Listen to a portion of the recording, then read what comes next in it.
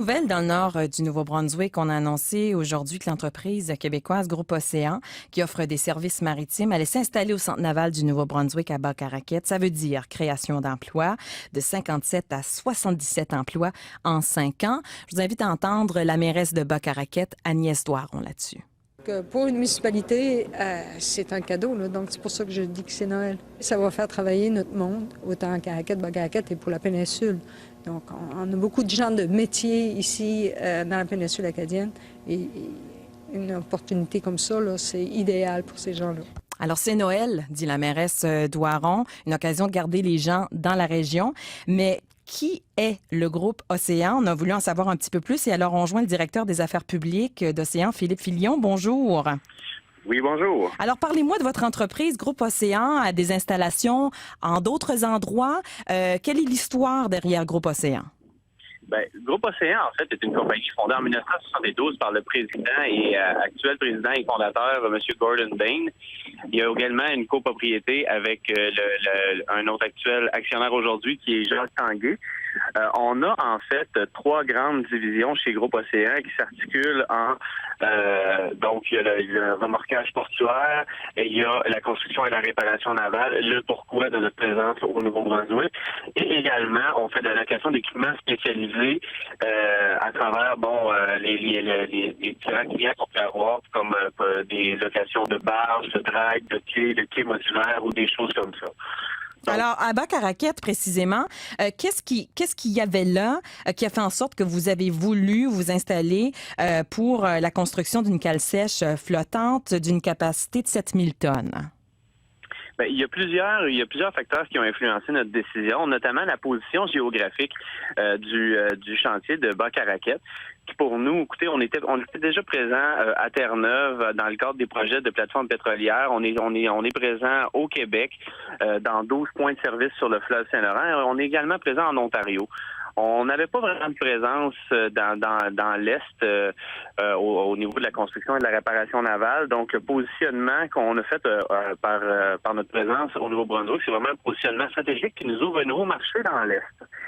Par contre, il y avait également différents facteurs qui sont très propres au Nouveau-Brunswick, c'est-à-dire un bassin de main-d'œuvre qualifié, vu la longue tradition de construction et réparation navale qu'il y avait à Bas-Caraquette. Mm-hmm. Il y avait également aussi la remise à niveau du chantier qui a été fait par le Centre naval avec la collaboration du gouvernement, qui était très intéressant pour nous. Justement, à quel point la contribution, M. Filion, de la province a été déterminante dans votre décision? Le gouvernement se dit prêt à considérer un investissement qui va jusqu'à 13 millions de dollars pour le projet. À quel point ça fait passer ou casser le contrat là, pour votre installation à Bas-Caraquette? Ben écoutez, c'est très important parce que veux pas, dans une entreprise comme la nôtre, il faut pouvoir bénéficier d'infrastructures et d'équipements qui sont adéquats pour faire la construction. On construit pas une cale sèche avec des installations qui sont désuètes. Donc, il a fallu pouvoir profiter des investissements du gouvernement pour avoir un chantier qui nous permettra d'avoir un projet à la hauteur de nos ambitions. Donc, c'est sûr que les investissements du gouvernement et la volonté, on a bien senti la volonté claire du gouvernement de relancer le chantier naval de Bas-Caraquette.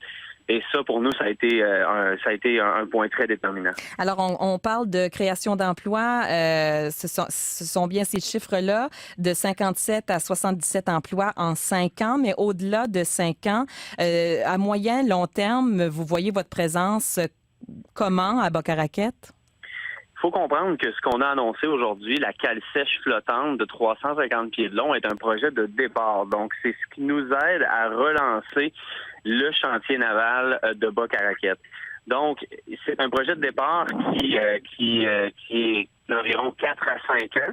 Et quand on dit là, de 57 à 77 emplois, écoutez, ce sont des emplois à temps plein et qu'on espère maintenir après 5 ans. D'ailleurs, écoutez, nous, on est là pour y rester. On croit au marché qu'il peut y avoir dans l'Est canadien, dans le bout du Nouveau-Brunswick. Donc, nous, on va faire de la prospection, on va aller chercher d'autres projets.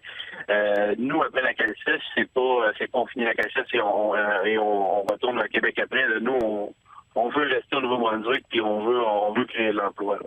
Alors, à partir de quel moment est-ce que tout ça va s'enclencher? Quand est-ce que vos opérations vont commencer à Boc-à-Raquette? On va commencer à émettre nos besoins en termes de main-d'œuvre d'ici la fin 2014. Donc, on prévoit là, un début des opérations. Évidemment, tout ça va aller en croissance. Là. On ne partira pas le projet avec 50 ou 70 employés. On va y aller avec comme je disais, avec la croissance du projet. Donc, on pense que d'ici début au milieu 2015, on va commencer les opérations, puis que tout ça va commencer à s'enclencher là de façon. Après ça va être assez rapide. Là. Une fois que les équipes sont construites, que les équipements sont arrivés, etc. Écoutez, c'est quelque chose là, qui va aller rondement. Là. Alors, vous parliez de main-d'œuvre qualifiée, mais plus précisément, de quel type de main-d'œuvre vous avez besoin? Oui. Oui, que vous serez à la recherche de quel type d'expertise? Je vous dirais que le plus gros de notre main-d'œuvre qui va être à venir, ce sont des soudeurs-monteurs, des gens aussi de manœuvre et des contremaîtres. Donc, mais le plus gros, le gros noyau là, des gens qu'on va avoir besoin, c'est vraiment des soudeurs-monteurs. Donc, c'est vraiment des corps de métier techniques qui vont être requis. Étant donné la structure du projet. Là. La CalSèche en tant que telle, c'est un gros projet. C'est un projet de 29 millions de dollars, mais c'est un projet qui est pas, en somme, compliqué. On parle pas de construire un navire de haute technologie ou des choses comme ça. Ouais. La CalSèche, c'est vraiment un projet qui est idéal pour repartir, pour relancer un chantier naval. Donc, on va aller chercher des gens d'expérience qui sont là, puis on va les remettre dans le bain avec un projet qui est simple, mais à la fois très, très, très, disons, on parle de 4 à 5 ans, donc c'est quand même quelque chose qui est quand même assez substantiel. Donc, oui, c'est simple, mais substantiel. Absolument. Merci beaucoup de nous avoir parlé. Je sais que vous êtes toujours à l'aérogare. Vous venez de rentrer à la maison. C'est pour ça que le son du téléphone n'était pas toujours évident.